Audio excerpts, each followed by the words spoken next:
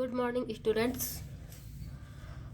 हम राज्य मंत्री परिषद के बारे में पढ़ रहे थे, जिसमें हम ये पढ़ चुके हैं कि राज्यपाल को सहायता और सलाह देने के लिए एक मंत्री परिषद होती है और जिसका मुखिया मुख्यमंत्री होता है। इसके अलावा हमने मुख्यमंत्री के कर्तव्यों के बारे में भी पढ़ा। आज हम मंत्रियों द्वारा दिए गए परामर्श की प्रकृति के बारे में पढ़ेंगे।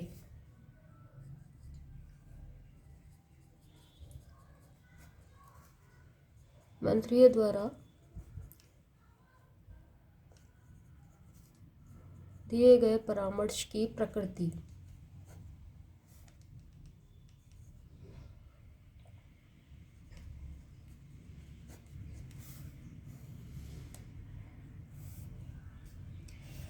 अनुच्छेद 163 के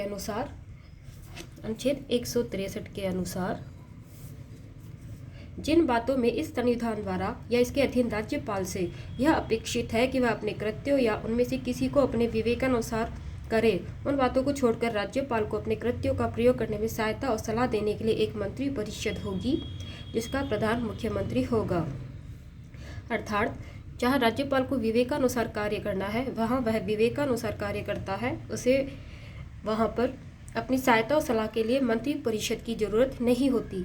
लेकिन जिन कृत्यों में राज्यपाल को सहायता और सलाह देने के लिए मंत्री परिषद होगी, वहाँ उनका प्रधान मुख्यमंत्री होगा।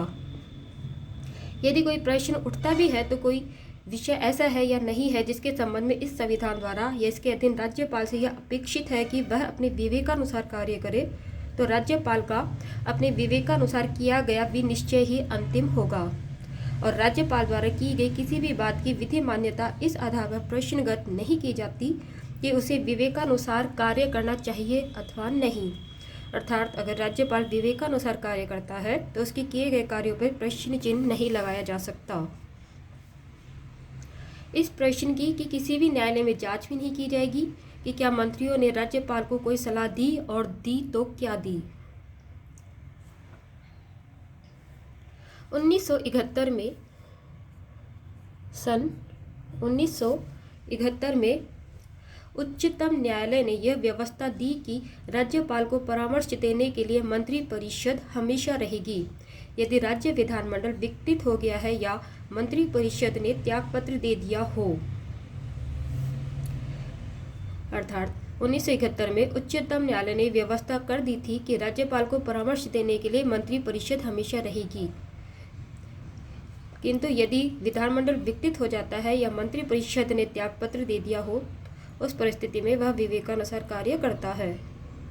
अतः वर्तमान मंत्रालय नए अनुवर्ती मंत्रालय के आने तक कार्यरत रहता है।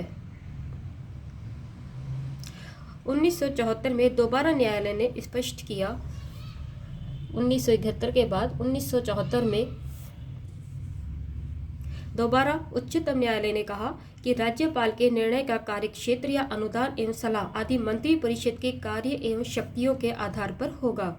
अर्थात जब मंत्री परिषद विघटित होती है या विधानमंडल विघटित होता है, मंत्री परिषद त्याग पत्र दे दे, उस वक्त भी राज्यपाल को सहायता व सलाह देने के लिए मंत्री परिषद रहती है। वह बिना मंत्री परिषद की सलाह के व्यक्तिगत रूप से कुछ नहीं करेगा या मंत्री परिषद के सलाह या अनुदान के विरुद्ध नहीं जाएगा। अर्थात राज्यपाल मंत्री परिषद की सलाह से ही कार्य करता है, वह व्यक्तिगत रूप से कोई कार्य नहीं करता। यानी संविधान ने इस बात की मंशा जाहिर की है कि राज्यपाल की संतुष्टि उसकी व्यक्तिगत नहीं वरन मंत्री परिषद की संतुष्टि होनी चाहिए। इस प्रकार राज्यपाल को मंत्रियों द्वारा दिए गए परामर्श को मानना होता है और राज्यपाल की सहायता के लिए मंत्री परिषद होती है। और यदि विधानमंडल विघटित होती है, मंत्री परिषद त्यागपत्र दे देता है, उस परिस्थिति में भी राज्यपाल की सहायता व सलाह के लिए मंत्री परिषद होती है। यह तब तक कार्य करती है जब तक कि नए अनुवर्ती मंत्रालय अपना कार्य शुरू नहीं कर देता। मंत्रियों की नियुक्ति।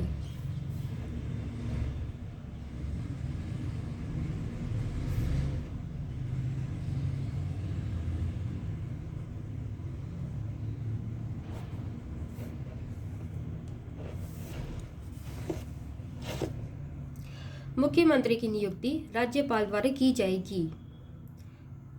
अन्य मंत्रियों की नियुक्ति मुख्यमंत्री के परामर्श पर राज्यपाल के द्वारा ही की जाएगी। अर्थात मुख्यमंत्री की नियुक्ति राज्यपाल करता है और अन्य मंत्रियों की नियुक्ति मुख्यमंत्री के परामर्श द्वारा राज्यपाल करता है।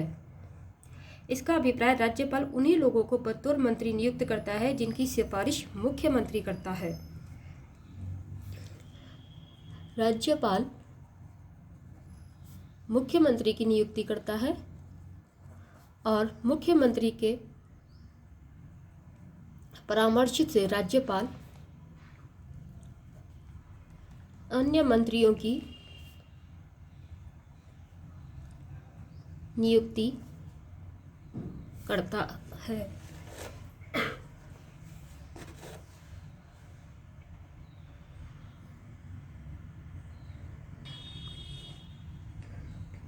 लेकिन छत्तीसगढ़, झारखंड, मध्य प्रदेश एवं ओडिशा में आदिवासी मंत्री भी होना चाहिए। अर्थात वह राज्यपाल एक आदिवासी मंत्री की भी नियुक्ति करता है। प्रारंभ में यह उपबंध बिहार, मध्य प्रदेश एवं ओडिशा के लिए था, लेकिन 94वें संविधान संशोधन अधिनियम 2006 द्वारा बिहार राज्य को इस दायित्व से मुक्त कर छत्तीसगढ़ एवं झारखंड के लिए ऐसा करना आवश्यक बना दिया। अर्थात पहले छत्तीसगढ़, झारखंड, मध्य प्रदेश और ओडिशा के लिए आदिवासी मंत्री नियुक्त करना आवश्यक था, किंतु 94वें संविधान संशोधन 2006 द्वारा यह दायित्व बिहार राज्य को मुक्त कर दिया गया और अब छत्तीसगढ़ और झारखंड के लिए आवश्यक है कि वहां एक आदिवासी मंत्री की नियुक्ति की जाए। अब बिहार में कोई अनुसूचित क्षेत्र नहीं है और अनुसूचित जनजातियों की संख्या भी काफ़ी कम है। इसी वजह से वहां आदिवासी मंत्री की नियुक्ति अब नहीं की जाती।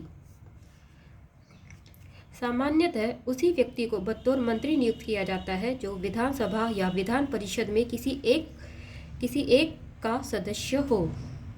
अर्थात वह व्यक्ति जो विधानसभा या विधान परिषद का सदस्य है उसी को बतौर मंत्री नियुक्त किया जाता है। कोई व्यक्ति यदि विधानमंडल का सदस्य नहीं भी है तो उसे मंत्री नियुक्त किया जा सकता है, लेकिन इसके लिए यह आवश्यक है कि वह 6 महीने के अंदर अंदर विधानमंडल या विधान परिषद का सदस्य बने। अर्थात कोई व्यक्ति यदि विधानमंडल का सदस्य नहीं है तो उसे 6 महीने के भीतर चुनाव जीतकर सदन में आना होगा और यह चुनाव 6 महीने के अंदर होगा और उसे यह चुनाव जीतना अनिवार्य होगा,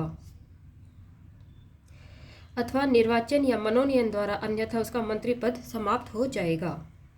अर्थात उसे निर्वाचन या मनोनयन द्वारा विधानमंडल का सदस्य बनना होगा, अन्यथा उसका मंत्री पद समाप्त कर दिया जाता है। एक मंत्री जो विधानमंडल के किसी एक सदन का सदस्य है को दूसरे सदन की कार्यवाही में भाग लेने एवं बोलने का अधिकार है। अर्थात मंत्री को विधानमंडल के किसी भी सदन में बोलने का अधिकार है और उसको कार्यवाही में भी भाग लेने का अधिकार है, लेकिन वह मतदान उसी सदन में करता है जिसका वह सदस्य है। अर्थात राज्य में विधानसभा और विधान परिषद दोनों होने की परिस्थिति में मंत्री किसी एक सदन का सदस्य होगा, किंतु उसे दूसरे सदन की कार्यवाही में भी भाग लेने का और बोलने का अधिकार होगा। लेकिन भले ही वह किसी भी सदन की कार्यवाही में भाग ले और बोलने का उसे अधिकार हो, उसे मतदान उसी सदन में करना होगा जिस सदन का वह सदस्य है। जिस सदन का वह सदस्य नहीं है उस सदन में वह कार्यवाहियों में भाग ले सकता है, बोल भी सकता है, किंतु वह उस सदन में मतदान करने का अधिकारी नहीं होगा। मतदान वह उसी सदन में करेगा जिस सदन का वह सदस्य नियुक्त है।